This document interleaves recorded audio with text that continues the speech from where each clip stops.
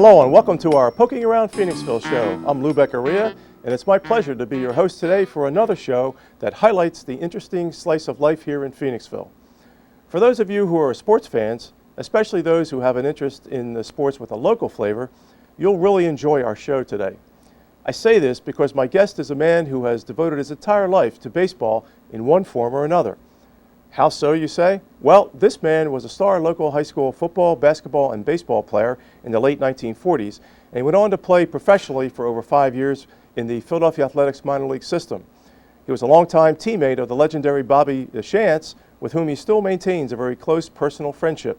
And he was the founder of our local Babe Ruth Youth Baseball League here in Phoenixville after his playing days were over. If you haven't yet guessed whom I'm talking about, well, it's none other than Jim Voycsik, your lifelong Phoenixville neighbor. I'm sure that you're going to enjoy Jim's stories about his life in the minor leagues and his work on behalf of Phoenixville's area youth. Jim, welcome to the show. Glad to have you here. Thank you. I've heard about you for a long time, and I'm really glad we had the opportunity to get you on the show. Let's start at the beginning. In the introduction, I talked about you being a local sports star in your high school days. Could you tell us a little bit about that? Yeah, well, I went to the high school just a little bit, and then I didn't want to go to school, so my dad said, well, let's get working papers. So I got out to work, and we had a tradition in Phoenix where there was an undertaker that went to Pennington Prep. It's right outside of Jersey. Uh-huh. So I went back there for 45, 46, and 47, and I played football, basketball, and baseball, and I made the all-state teams.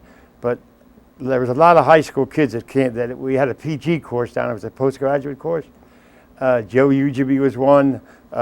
Henry Burnett now was the coach. He spent a year down there. There was a lot of good athletes. Tom McHugh, he went to the University of Maryland. He was another local. They went into service, they came back, and we had a PG course, and it was really the best 3 years of my life. Now, did they also go to Pennington School with you? They came for 1 year. They were all Phoenixville kids. Okay. They graduated from here, went into the service, and they didn't have enough credits for college. So they come back, and they put 1 year in, and they played on all their teams in Pennington. So tell me about how you got from Pennington School in New Jersey, where you said you were all-state? 3 years of football, basketball, and baseball. Wow, baseball. That's tremendous. Right. Tell us how you got from Pennington School into the minor leagues. Well, there was a fellow that worked at, he was a trainer for the Philadelphia Athletics, and he worked for the West Company. And my sister worked there, so I got introduced to him. So he took me down to Shy Park. Mm-hmm. I went down there and I worked out for about 3 or 4 weeks. So then they come up to me and they said, would you like to go and play minor league baseball? I said, yes. So they came up and they gave me 5 $100 bills, but they made what commitment to me? They said, you can go home and we're going to call you and we want to take you on a Western trip. Well, a Western trip, there was Detroit, St. Louis, and Chicago, mm-hmm. And you went by train. So I go home, I give the parents the money. All of a sudden I get a phone call. Sorry, you can't go. Why? They signed one of the coaches had his son coming out of college, uh-huh. So he went on the trip. So I had to stay back, and then when I signed, then we were off in I think we left in latter part of August. We went to Portsmouth, Ohio. All the foreign teams came into Portsmouth, Ohio, mm-hmm. And I signed a contract with the Clinton Athletics. Now, this was in the late 1940s. Is that correct? Right. How much was your first contract? The reason I'm asking you that $500. There were $100 for my parents to see that kind of money. That was $500 a month? No. That was my contract was $250 a month. I got a bonus of signing of $500. Right. Now, that was probably a lot of money in those days. Then it was, yes. Whereas it would be a pittance today. Oh yeah. You can't compare that. I guess you kind of wish that you were born about 50 years later. Oh yeah. You could be a very wealthy man today. No problem. Yeah. So, so you signed for $500 and you gave the money to your parents. Right. And your contract was for $250 a month. That's right. So we went to spring training to Portsmouth, Ohio. Okay. Now, what's life like in the minor leagues? You started out in what, Class C ball? Class C. Of course, back then they had a lot more. Yeah. The minor leagues were bigger, right? Then you had AAA, AA, A ball, B, C, D. And I went through them all. Okay. in C-ball, the first town we went to went bankrupt, so we had to move. And then I wasn't doing too good. Well, then Joe Glenn was the Yankee manager, and he said to me, he says, "Jim, go out to play right field." I said, "You're kidding me." What was your original position, Jim? Catcher. Catcher, okay. So I go out there. Well, first of all, I split my finger, right? And I come into the dugout, and he looked at it. He says, "I can fix that." So we got a little chew on and put on that open wound, and I go back out, and he said, "You know what you're going to do? You're going to throw it." I had to throw it. Notice I really had tight my arm. I couldn't throw the ball back to the pitcher. I throw it on the ground, or I throw it to the right. So finally, after he did that, I get out there, and I was throwing it nice. How about that? I was hitting the ball. The next day, he comes to me and says, "You're going to Lincoln, Nebraska, A ball," right? So that night, the next morning, I got on a bus. That's a pretty big jump from C to A C at to that A, point, right. yeah. Well, they needed a catcher up there, a Okay. backup catcher. So I get there, I meet the ball club in Des Moines, Iowa. So I said, I come in, I was a big shot. I had the bag and I had the taxi, and he took me to the ballpark. I said, "Where's this Bobby Shantz?" I said, "I know Bobby from Pottstown."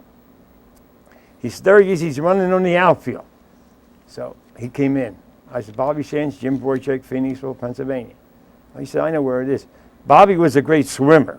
Oh, really? He had everything in Pottstown, yeah.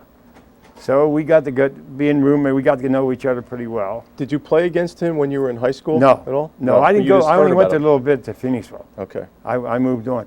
And we got to know each other good. We met two girls out there that we both married, each of them.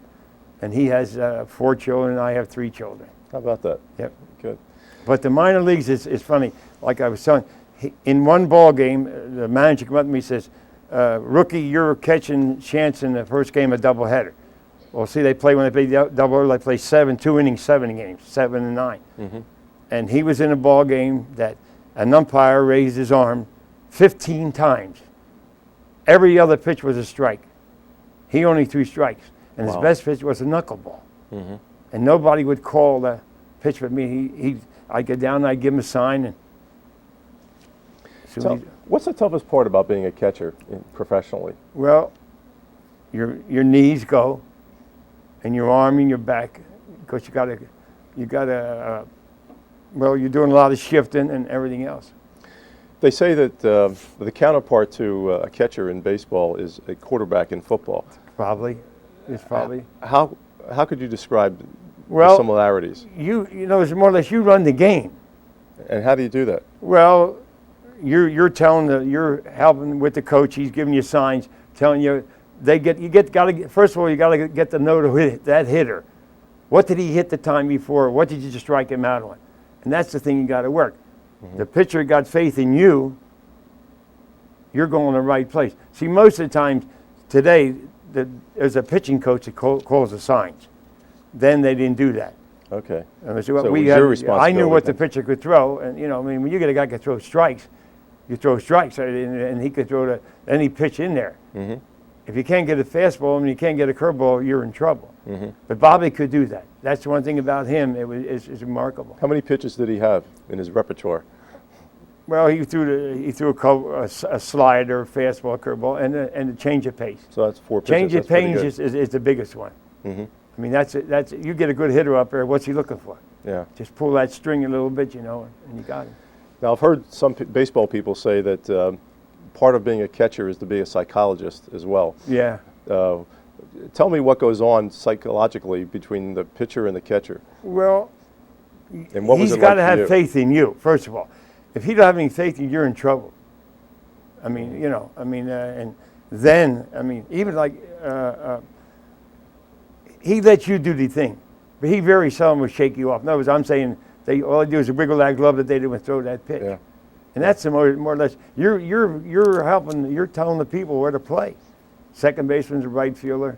I told you about that story about Nellie Fox was with us on the team. Yeah. Well, they The used Hall to of chew Famer. the back of the red man, Uh-huh. and there was a guy by the name of Adams who played with the Mets or Giants.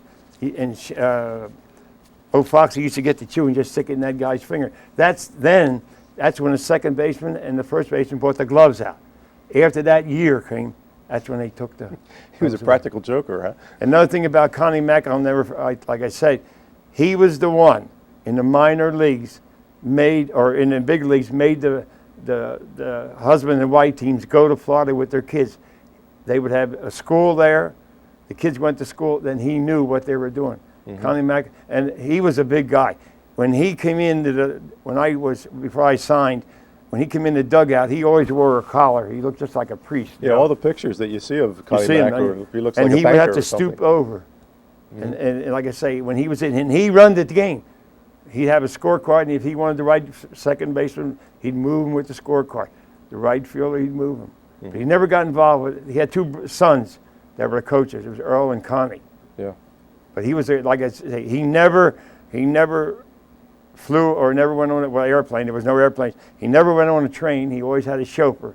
They would leave the day before to go to the next stadium. Like it was either Cleveland or St. Louis or Chicago or Detroit. Now, during the time that you were in the minor leagues, which was what, 5 years, 6 years? Yeah, right. You must have been kind of a local celebrity here. What is it like to be in a small town and be kind of like a local celebrity in that way? There wasn't too many then. I don't think I was the only one that ever went away then. Now, late years, they were people that came. Then. Right, you know what I mean? Yeah. But again, like the salary-wise, Bobby, I was making more money than he was. And when he signed a contract, he signed a contract that the only way he would sign, his brother had to get a deal too. So they went as a... Okay, Wilbur. They had a brother named Wilbur. He was a catcher. They went together to Frederick, Maryland. That's where he trained.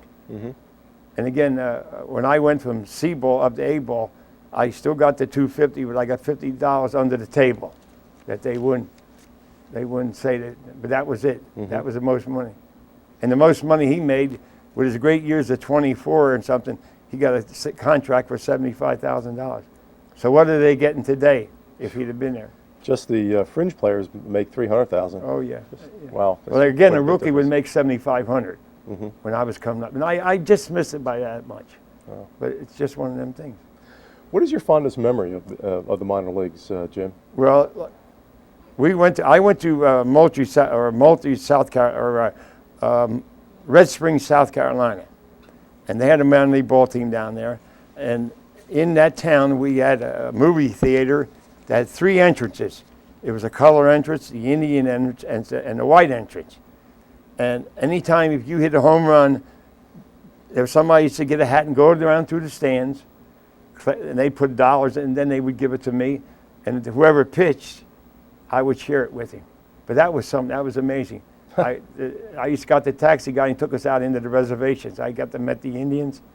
It was really, really nice. So this is like in the early 50s. Right. And what you're talking about is really discrimination in the minor leagues. Yeah.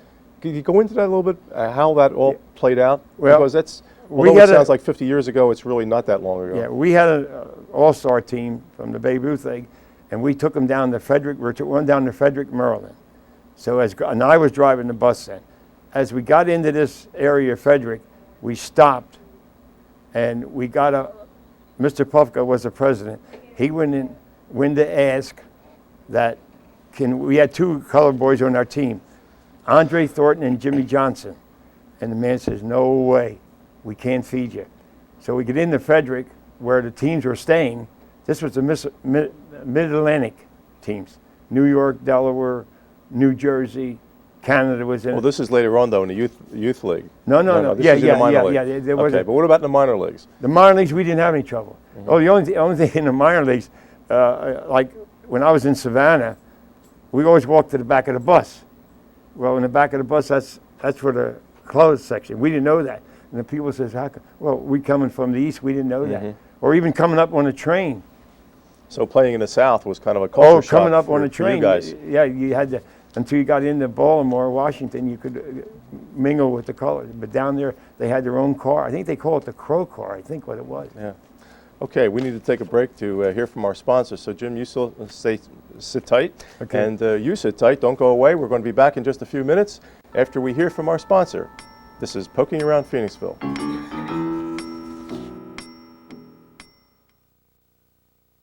Hi, welcome back to Poking Around Phoenixville. I'm Lou Beccaria, your host, and today we're talking with Jim Voycsik. Jim, as many of you know, was a baseball star here locally and played in the minor leagues with the Philadelphia Athletics and with the legendary Bobby Shantz. And in the first half of the show, Jim, we talked about your career in the minor leagues, but also equally important is the work that you've done here over the years with promoting youth baseball, with getting the Babe Ruth League started. So could you tell us a little bit about that? You retired in what year from professional baseball? In 52. In 52? Yeah. Okay. And did you immediately go into involvement with the youth baseball? Mr. Pufko is over there. In other words, in Phoenixville we had Little League, and they played it at the Little League field on the Star and 2nd Avenue. Mm-hmm. And that was 10, 11, and 12-year-olds. And the kids after that had nothing to go. Really? Okay. So Mr. Pufko got a couple of us together, and so we started to look for property. So we knew about where we are. DeSano's had a field a good many years ago. So we talked to Mr. DeSano, and he says, sure, go ahead. So we brought our fathers out, the borough council out to the field, and says, we're going to put a stadium here. Can't do it. I said, yes, we can. It's just to take a little work. Mm-hmm. Again, then we started to go around, and we had, like I said earlier, there's only two people that got paid to do the work out of the field. That was the fellows that run the bulldozers. They worked 24 hours a day just to get the ground level. Wow. And with the help of the Phoenix Steel Corporation, and Fritz Shoemaker was a superintendent down there, we needed fill. We needed to level off and fill. Mm-hmm. And then we had people go out, and the Sanos donated the first original fence. And the original fence, it was a snow fence that we used to have when we have our tournaments. And we had 275. To get in the tournament play in the Babe Ruth League, you had to move the home plate back. So we decided to move the home plate back. Mm-hmm. And then it was another, one of our board members was down on Philadelphia, and one of the car dealers was going out of business, and they had a big fence that we have out there now. So he gave it to us. So that, again, we put the fence up. We moved back, and then out in left field, we caught a Chinese wall, what we call. It's a lot of planks that are to save the ground. Okay.